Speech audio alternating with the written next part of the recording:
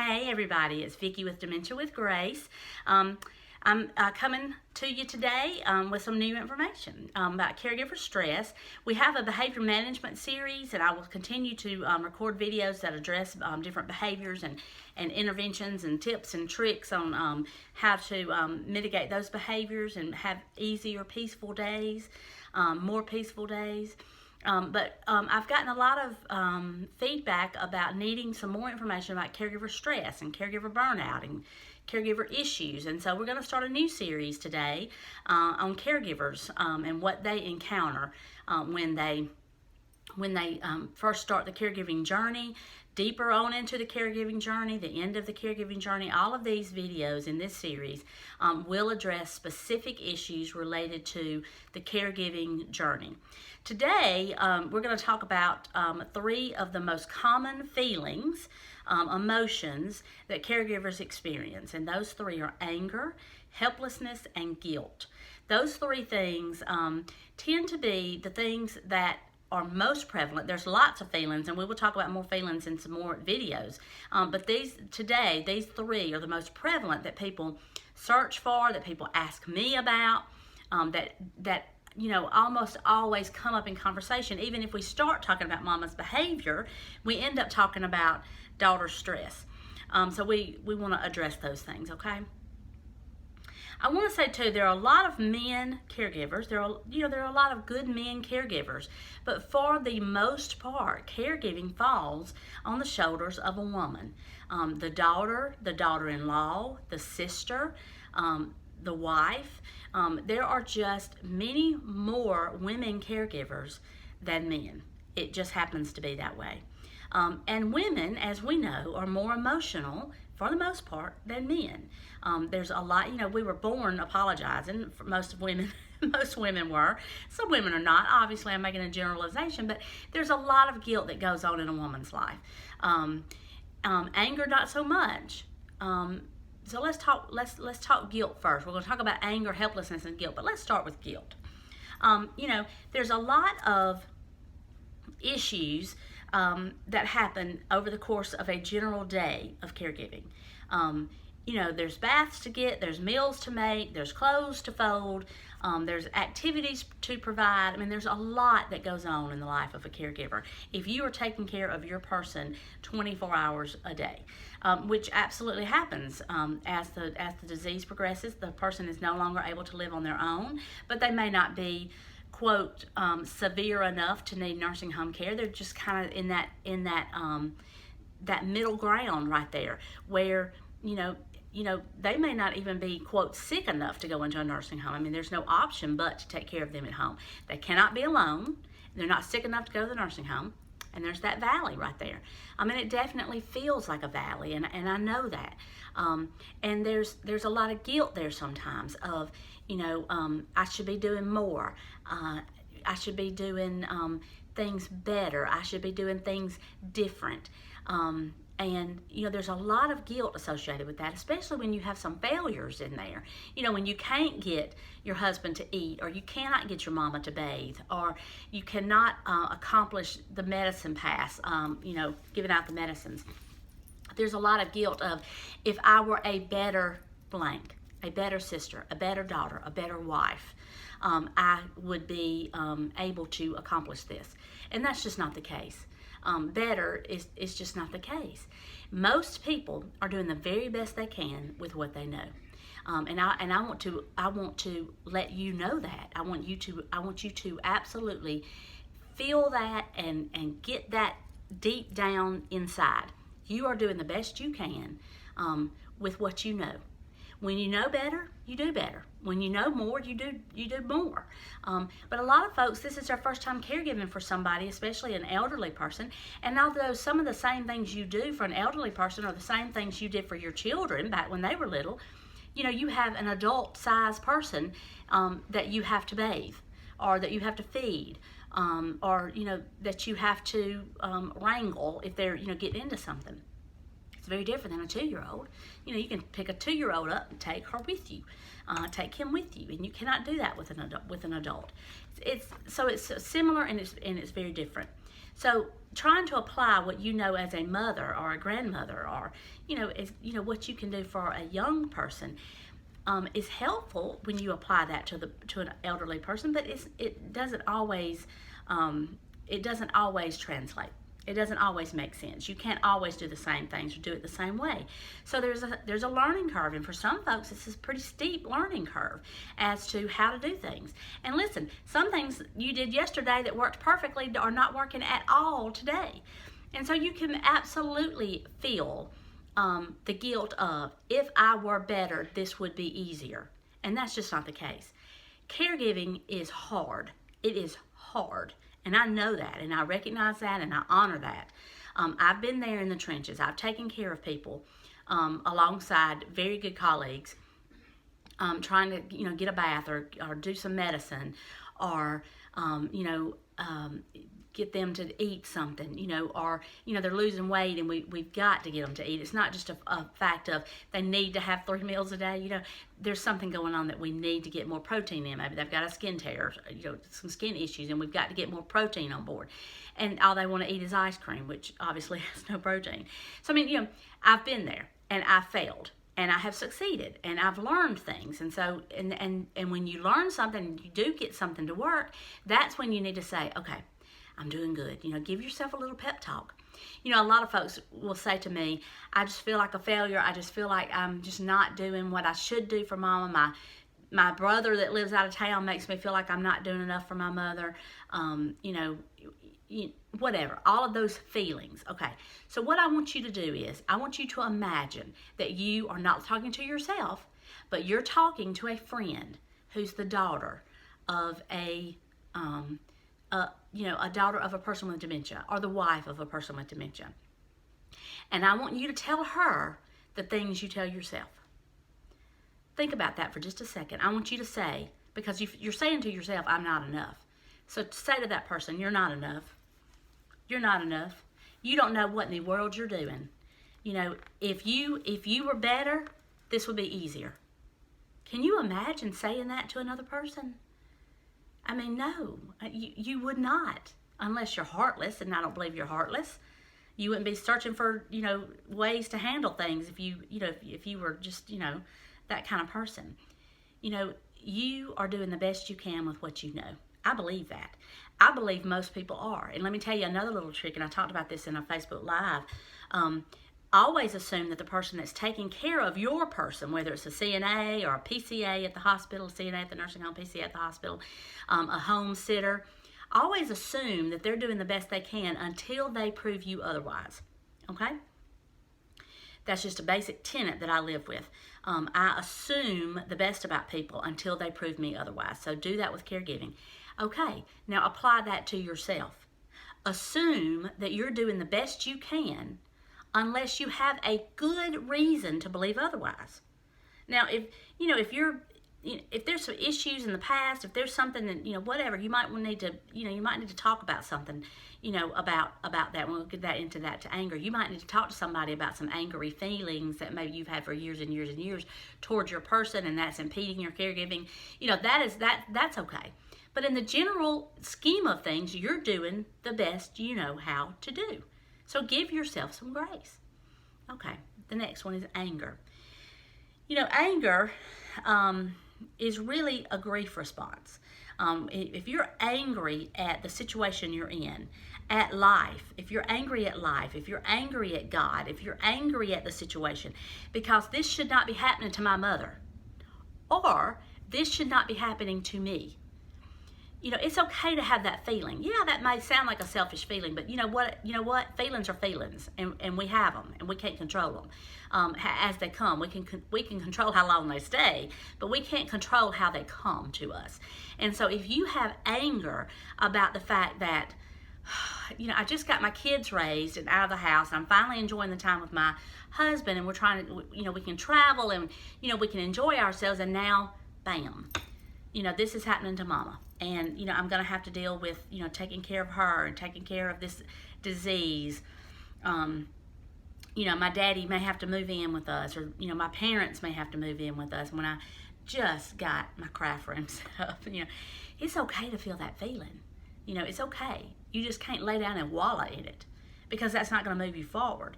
And what you've got to do is move forward with whatever is going on in your life. If you're angry, that's okay. That's okay. But feelings are visitors. Feelings are visitors. They're not roommates. So don't treat them like roommates. Treat them like visitors. Acknowledge them. Take care of them in the short term and try to move on from that. Because you cannot operate in that anger. You cannot operate in that feeling of, just that whole feeling of depression and guilt. If you feel like, that you just cannot, you're just overwhelmed and you cannot manage, you cannot deal with it, talk to a counselor, talk to a doctor, talk to somebody about what you're feeling and see if you can't figure out a way to get over those feelings. Again, treat feelings as visitors, not roommates. There is absolutely depression sometimes in a grief response. That's part of it, the Kubler-Ross grief response. Read about that on Google. I'm not going to go into that here. I might in a later video, the two griefs that we talk about. But anger and depression are two things that most people experience when they get this diagnosis. Or, because, dementia progresses, but it progresses slowly usually. You might start having, daddy might start having the memory loss and the forgetfulness and the task orientation things early on, but it's not to the point where they have to live with you yet. Yes, you have caregiver responsibilities, but maybe the roles have not yet changed. Roles and responsibilities are different. Roles are who you are in the family, and responsibilities are what you do in the family. And early on in the disease process, early in the dementia process, your roles are still pretty static. Daddy is daddy and you are daughter, and that is right there. You are husband and she is wife, and that is right there. That's what it is. Now, some of the responsibilities, let's say with a husband and a wife, some of the responsibilities may have changed. Husband may have always paid the bills. He did all the driving. He cut the grass. He did all of the men things, especially this generation. If we're taking care of this generation, there were different kinds of roles, in the 30s, 40s, 50s, when these people were growing up and getting married and establishing their household roles. So let's say, daddy has dementia. The husband has dementia. Mother is having to take over some of these responsibilities.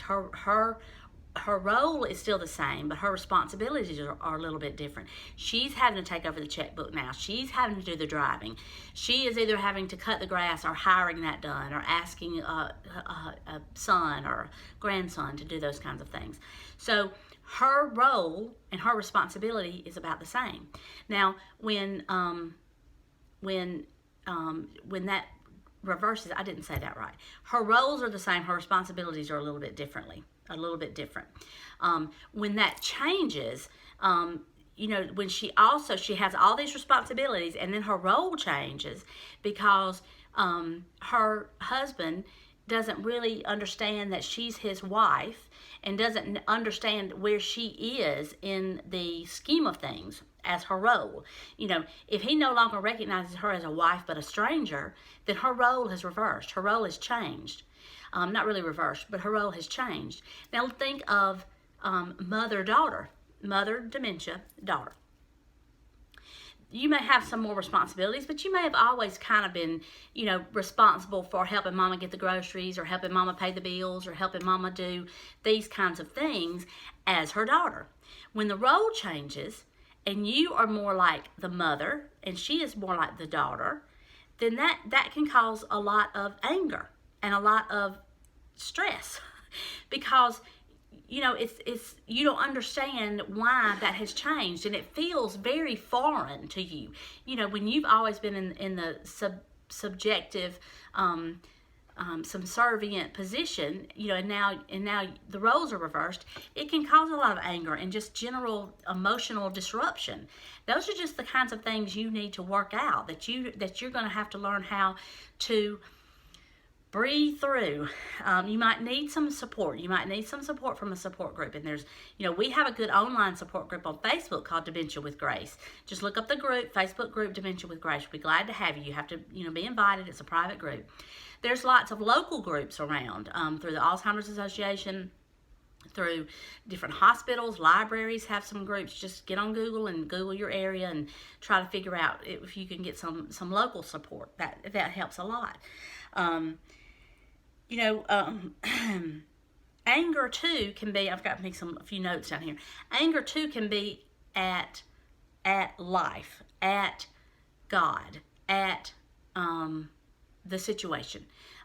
That you just don't, not only are you angry because your roles are reversed and your responsibilities are greater, but you're just angry that it's happened. Your mama's the best woman that ever lived. She was always active in church. She was active in the community. She raised wonderful kids. She was a wonderful wife. She was, maybe very accomplished in her career. And it's just not fair that now mama is going to be subjected to dementia. That is just not fair. It's not fair. And I don't know why God, she has served in her church. She has taught Sunday school for 40 years. Listen, anger is okay. You can be angry. God is not going to diminish because you are angry at him. Life is not going to change because you are angry at life. So you have to learn how to deal with your emotion. Like I said a while ago, emotions, feelings are visitors. You have to acknowledge them and take care of them and then send them on their way. And if you can get in that mindset of doing that, it makes such a big difference. It makes such a huge difference. Okay, let's get to helplessness.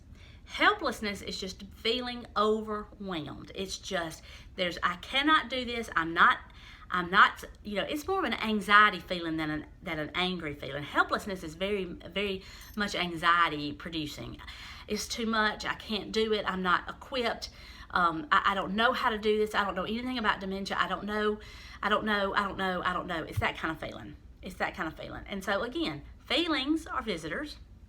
So what do? You acknowledge them, take care of them, and send them on their way. So two good ways of managing feelings. One is compartmentalizing.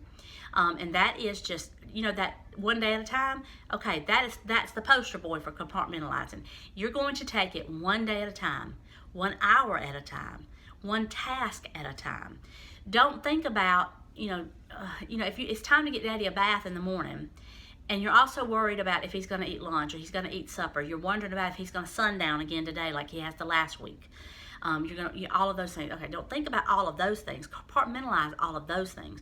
Do what is on the schedule right now. What is on your plate right now? Do that. And take care of that. Then take care of what are we going to do until lunchtime? And then take care of lunch. And then what are we going to do this afternoon? Compartmentalize things. Same way if you have to compartmentalize bigger chunks of things.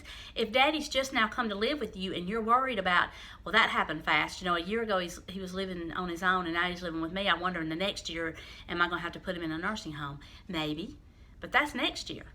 Do what has to be done today. The other thing, it's another C, the other technique, tactic, whatever, is catastrophizing. Allow yourself to live in that anxiety for a moment, but make it worse. Make it worse, and that's called catastrophizing. That's a big word to say, and sometimes I get blah, blah, blah on it. Catastrophizing, and that means making everything a catastrophe. Saying, oh, daddy is gonna, think about whatever you're a little bit worried about, magnify it. Daddy is gonna come to my house, and he is going to fall, and he's gonna break his hip, and he is going to end up in the hospital, and I'm going to end up having to pay for that privately, and I'm going to be bankrupt, and my husband's going to leave me, and then I will die. It sounds ridiculous, but you want to make it as ridiculous as you can and solve for those things. And when you see that you're capable of solving for those things, then anything less than that you know you're going to be able to manage. You could manage, get it in your mind that you could manage if that happened. If you brought your daddy home and he stayed in your home while you went to work for a couple of hours, and then you would come home and stay with him, catastrophize what could happen to him and how you would handle it. He fell and broke his hip, and he laid there until you got home. And how horrible that would be. Yes, that would be horrible, but is that something that you could manage? I mean, is it something that you could come in, you could get the ambulance called? I mean, all of those things that you think that you need to do those things in your mind and say, I could handle that if it happened. So it's very unlikely that any of those really horrible things that you could dream up, and you know you can dream up some bad things because that's what keeps you up at night. So you know. So instead of stopping your brain and saying, that's ridiculous, that wouldn't happen, just say, that's ridiculous, but if it happened, I could handle it. And so anything less than that, you know you can handle. So do those kinds of exercises with yourself when you're feeling helpless. Either compartmentalize, break everything down into the smallest possible thing that you know you can manage, or catastrophize it to the worst possible imaginary thing that you could dream up and solve for that. Work on that and see if that helps. So the things I'm going to leave you with are, you know, what we have said. Visitors are visitors. Feelings are visitors. They're guests. They're not roommates. You don't have to live with your feelings. You can acknowledge your feelings, take care of your feelings, and bid your feelings goodbye. And hey, you know what happens with visitors? They come visit again. So that may happen again. You may tomorrow wake up with the depression or the anxiety or the anger or the whatever, insert whatever emotion that you normally deal with. Acknowledge that. Well, hello, it's good to see you again. Or hello, here you are again. That's probably more like it. Hello, here you are again. What can I do to take care of you today? And think in your mind, what can I do to take care of this anger? What can I do to take care of this anxiety? What can I do to take care of this feeling of helplessness? Take care of it and say, okay, I took care of you. Have a nice trip. Nice to see you. See you later. And bid your feelings goodbye. Those are some good tips that I have for that right there, for caregiver stress. Okay, if you need somebody to lean on, we've got a good group on Facebook, like I mentioned before, to go ahead and try to get on board with them. I have Facebook lives on Monday nights at 8 and Friday afternoons at 2. But you need to be a part of the group to see those. So I want you to be, make sure you get over there to be a part of the group. The other thing I really, really, really need, if you found any value in this, is I need some more YouTube subscribers. I think I have less than 25 at this point, and I need more. I think I need at least 100 to even rank in the algorithm or something. I'm new to all this. Dementia, I know. Social media, I'm learning. And listen, I have been very angry at social media. I have felt very helpless with social media. I've not felt guilty yet, so because I acknowledge that you know, I'm not the sharpest tool in the shed, but I'm not the dullest either. And so I know that I can learn these things. I just have to give myself a little grace and a little time to do it. So I will learn those things, but it sure would help, especially if you've made it all the way to the end of this and you have found any value in it. Please subscribe, and I really, really do appreciate your time. I hope y'all have a wonderful day, and I hope that you're looking forward to the next time we talk. I am. I hope you are too. All right, I love all of y'all. Take care, and I will see you soon. Bye.